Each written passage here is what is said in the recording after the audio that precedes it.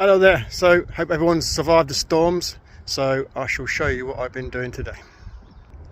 So at the back here I've sown phacelia. Lots of other wildflowers are going to go in here around the pond area. Just raked over the asparagus. Planted my strawberries. So they were where the wildflowers are going to be.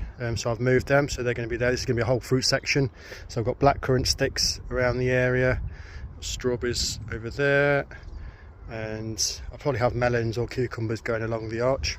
So I've dug and manured the sweet corn patch, so I'm going to have sweet corn all along here.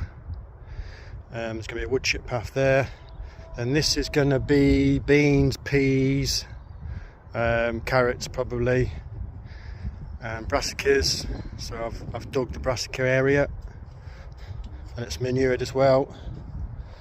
Wood chip path there. So this is going to be tomatoes, beetroot I think along here. Wood chip path, I think courgettes and pumpkins along this area.